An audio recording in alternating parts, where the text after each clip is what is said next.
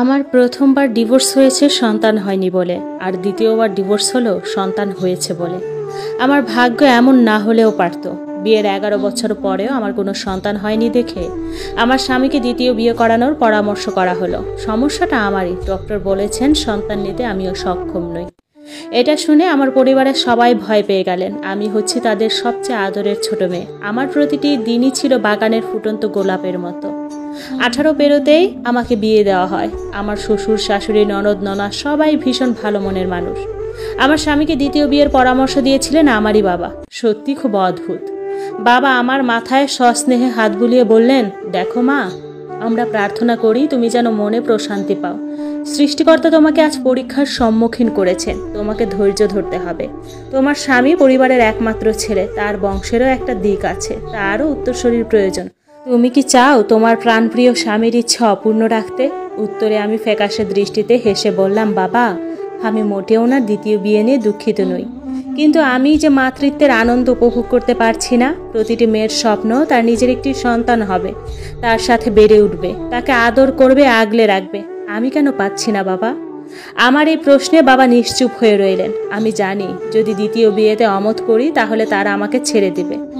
আমার বাবা কখনোই চান না আমি এই সংসার ত্যাগ করি, কারণ তার সমাজের ভয় ছিল। তাছাড়া আমি নিজেও তা কখনোই চাইনি।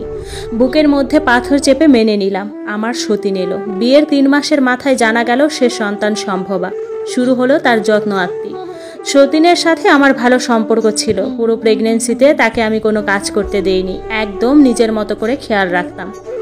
আমার মনে হতো তার নয় যেন আমারই সন্তান পৃথিবীতে আসতে চলেছে। কয়েক মাস পর ফুটফুটে এক কন্যা সন্তানের জন্ম হয়। জন্মের সময় আমি উৎসুক নয়নে দরজার সামনেই ছিলাম। নার্স এলো বাবুটাকে কোলে নিয়ে। আমার শাশুড়ি চটজলদি করে কোলে নিয়ে নিলেন। তারপর আমার দিকে তাকিয়ে বললেন, বৌমা, তুমি বরং কয়েকদিন বাপের বাড়ি বেরিয়ে এসো। কথাটা শোনার জন্য আমি মোটেও প্রস্তুত ছিলাম না। আমি বুঝলাম আমার দিন ফুরিয়ে আসতে চলেছে। ভয়, আতঙ্ক, এক বুক হতাশা নিয়ে বাড়ি চলে এলাম। 10 দিন পর আমার শাশুড়ি ফোন করে আবার আসতে বললেন। এই 10 দিনে কেউ একটা বারও কল করেনি, এমনকি আমার স্বামীও নয়।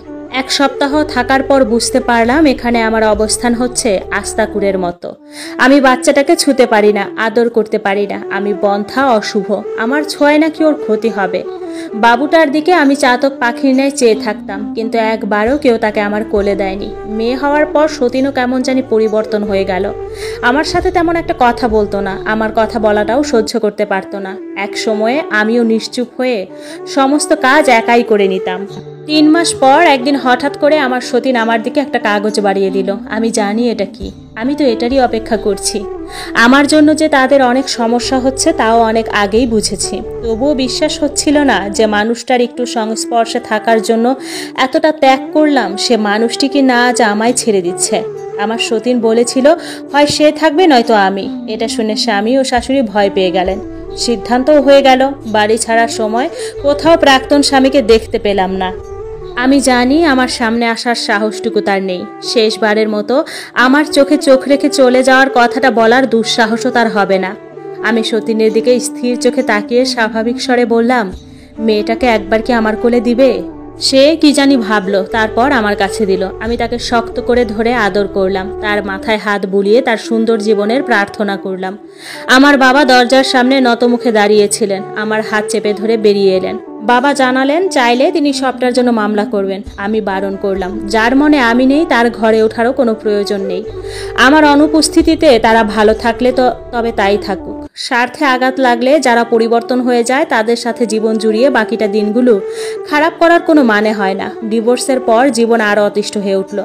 প্রতিদিনই কেউ না কেউ কথা শোনাতো, কেউ বা সমবেদনার ভঙ্গিতে খোঁচা দিত। আমি সব বুঝেও চুপ থাকতাম। এই পুরোটা সময়ে আমার বাবা আমাকে সাহায্য করেছেন। যে আমায় কষ্ট দিত তার প্রতিবাদ করতেন। বাবা বুঝাতেন, দেখো মা, সমাজ আমাদেরকে খাওয়ায় না। 3 বেলা না খেয়ে থাকলে কেউ খোঁজও নিবে না। তুমি এদের কথায় ভেঙে পড়ো না। সৃষ্টিকর্তার দয়ায় আমি তোমাকে খাওয়াচ্ছি। আমারই সন্তান তুমি। আর কারো কথা কানে নিও না। বাবা এগুলো বললেও আমি তো জানি সমাজ কি। যত সহজে বলা যায় তত সহজে মেনে নেওয়া যায় না। লোকেরা আমার বাবাকে পর্যন্ত খোঁচাতো। একই সমাজে থেকে কিভাবে লোকেদের কথা এড়িয়ে চলা যায়? আমার বিয়ের প্রস্তাব আসতে লাগলো। যাদের স্ত্রী সন্তান রেখে মারা গেছে বা ডিভোর্স হয়ে গেছে এমন, তারা বন্ধ্যা জেনেই আসতো এবং তাদেরও প্রয়োজন ছিল বাচ্চা হবে না এমন মহিলার। আমি বিয়েতে রাজি ছিলাম না, নতুন করে জীবন শুরু করার ইচ্ছেও আমার ছিল না। কিন্তু বাবার মুখের দিকে তাকিয়ে খুব অসহায় লাগলো। যদিও কেউ কখনোই আমায় বিয়ের জন্য চাপ সৃষ্টি করেনি, তবুও আমি বুঝি আমার জন্য তাদের বাহিরের জগৎ অসার হয়ে আসছে। অবশেষে এক বিয়েতে রাজি হয়ে গেলাম। বিয়ের আগেই তারা পুরোপুরি নিশ্চিত হলো বাচ্চা না হওয়ার।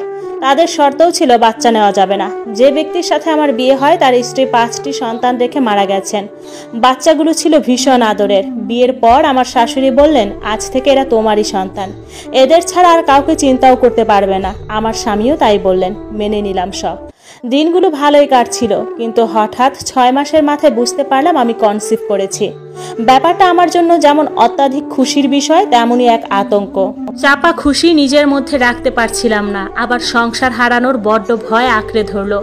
আমার শাশুড়ি ব্যাপারটা বুঝতে পেরে সাথে সাথে অ্যাবর্শনের কথা বললেন। স্বামীও চাপ সৃষ্টি করলেন। তাদের যুক্তি ছিল, আমার নিজের বাচ্চা হয়ে গেলে সৎ সন্তানদেরকে ভালোবাসবো না, তাদের যত্ন নিব না। আমি তাদের পায়ে ধরলাম, বাচ্চাকে আমার পৃথিবীতে আসতে দিন, আমি সবারই খেয়াল রাখবো, কোনো দিন কাউকে দুচোখ করবো না।